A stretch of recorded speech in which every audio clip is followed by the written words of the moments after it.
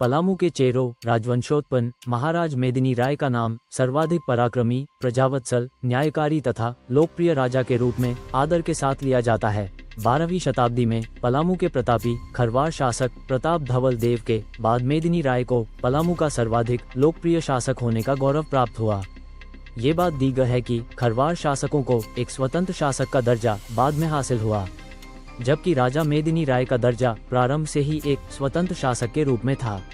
2 मुगल बादशाहों जहांगीर तथा शाहजहां के समकालीन मेदिनी राय ने 1619 से 1635 अर्थात 16 वर्षों तक पलामू पर अखंड राज किया। उसने पलामू राज्य का न केवल चतुर्दिक विस्तार किया, अपितु प्रजा की सुख समृद्धि का विशेष ख्याल भी रखा।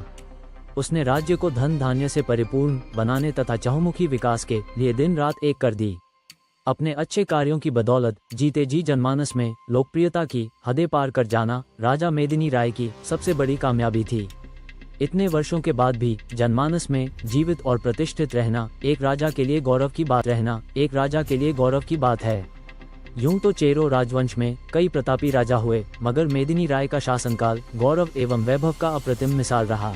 1528 को मेदिनी राय अपने हजारों सैनिकों के साथ मध्य प्रदेश में चंदेरी के किले की रक्षा करते हुए जहीरुद्दीन मोहम्मद बाबर की सेनाओं के विरुद्ध शहीद हो गया। बाबर तैमूरी का राजकुमार था, जो आगे चलकर प्रथम मुगल सम्राट बना। मेदिनी राय और उसके 4000 सैनिकों ने बाबर की सेनाओं को अपने किले में घुसने से रोकने की कोशिश की। अपने विरोधियों के विपरीत इन योद्धाओं के पास आग्नेयास्त्र नहीं थे। इसके बजाय मेदिनी के दल ने बाबर की सेनाओं को रोकने के लिए उन पर पत्थर फेंके और गोलियां चलाईं, लेकिन अंततः वे हार गए।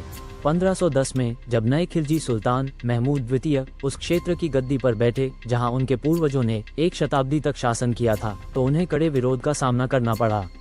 खुद को मुश्किल में पाकर महमूद ने उत्तर पूर्वी मालवा में स्थित रायचंद पुरबिया नामक एक सैन्य अधिकारी की ओर रुख किया, जो मेदिनी राय के नाम से प्रसिद्ध थे। मेदिनी राय ने पूरे भारत से हजारों योद्धाओं लगभग 40,000 की भर्ती की थी, जिनमें से कुछ सर्वश्रेष्ठ पूर्बिया योद्धा थे। उन्होंने सुल्तान को उसकी मुश्किलों से उबारने में मदद की। जल्द ही मेदिनी को वजीर नियुक्त कर दिया गया और अपने नियुक्त अधिकारियों और सैनिकों की मदद से उसने मालवा सल्तनत पर तेजी से कब्जा कर लिया। मेदिनी राय इतना शक्तिशाली हो गया कि सुल्तान महमूद को अपनी ही राजधानी से बेदखल होना पड़ा और उसे अपना अड्डा चंदेरी से 500 किलोमीटर दक्षिण में मांडू स्थानांतरित करना पड़ा। इस बीच मेदिनी ने मेवाड़ के सिसोदिया राजपूत शासक राणा सांगा के साथ गठबंधन किया और 1527 में खानुआ के प्रसिद्ध युद्ध में बाबर के विरुद्ध उसके पक्ष में लड़ा। सबसे पहले दिल्ली सल्तनत के पतन और मुगलों के उदय के बीच की अवधि के दौरान मेदिनी राय उत्तर भारत में ऐतिहासिक परिवर्तनों का एक महत्वपूर्ण हिस्सा था। यह एक ऐसा युग है जिसे साम्राज्यों के बीच एक धुंधले क्षेत्र के रूप में बहुत अधिक अनदेखा किया जाता है। ये लंबी शताब्दी 1398 से 1555 तक रचनात्मक, राजनीतिक और सांस्कृतिक नवाचारों का युग था। कई विचारों का आधार जिन्होंने बाद के मुगल साम्राज्य को इतना विशाल, सांस्कृतिक रूप से प्रभावशाली और समृद्ध बनाया। गुजरात के सुल्तान जिन्होंने 1407 से 1570 के दशक में अकबर की विजय तक 150 से अधिक वर्षों तक शासन किया। मेदिनी राय एक असाधारण व्यक्ति था।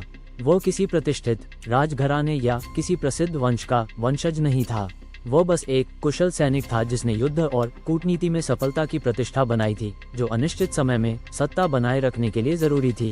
मेदिनी राय चंदेरी राज्य का राजपूत शासक था। वह राणा सांगा के सबसे प्रतिष्ठित सेनानायकों में से एक था।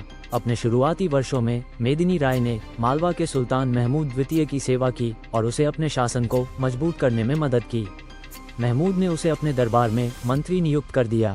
मेदिनी राय ने उत्तरदायित्व के पदों पर हिंदुओं को नियुक्त किया। दरबार में अपना प्रभाव घटते देखकर मालवा के दरबारियों ने उसके विरुद्ध सुल्तान के कान भरे तथा गुजरात के सुल्तान मुजफ्फर शाह की सहायता से मेदिनी राय को पदच्युत करवा दिया।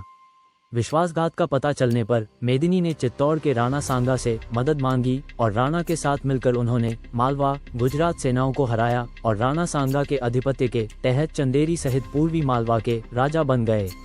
राजपूतों ने महमूद को पकड़कर अपने सरदारों के सम्मुख उपस्थित किया। 6 महीने बाद राणा सांगा ने वंशानुगत राजपूतोचित दयालुता के कारण महमूद को क्षमा कर दिया तथा मेदिनी राय की सहमति से उसका राज्य उसे वापस लौटा दिया। चंदेरी पर कब्जा करने से दिल्ली के शासकों को झटका लगा। क्योंकि वे राजपूतों से मालवा पर आक्रमण करने की उम्मीद नहीं कर रहे थे। इसके कारण लोधी साम्राज्य और मेवाड़ साम्राज्य के बीच कई झड़पों और लड़ाइयों की श्रृंखला शुरू हुई। मेदिनी राय ने राणा सांगा को इन लड़ाइयों में सक्रिय रूप से मदद की और उन्हें विजयी होने में मदद की। युद्ध के बाद राणा सांगा का प्रभाव आगरा के बाहरी इलाके में एक नदी पिलियाखार तक फैल गया। मेदिनी राय ने भारत के सुल्तानों के खिलाफ कई अभियानों में राणा सांगा की सहायता की। सन 1528 में मेदिनी राय और बाबर के बीच चंदेरी का युद्ध लड़ा गया। इसमें बाबर विजयी रहा और मेदिनी राय को मार दिया गया। दोस्तों, अगर आप ऐतिहासिक कहानियों में रुचि रखते हैं तो आप हमारे चैनल को सब्सक्राइब जरूर करें, जिससे हम आपके लिए वीर योद्धाओं की कहानी और लेकर आए।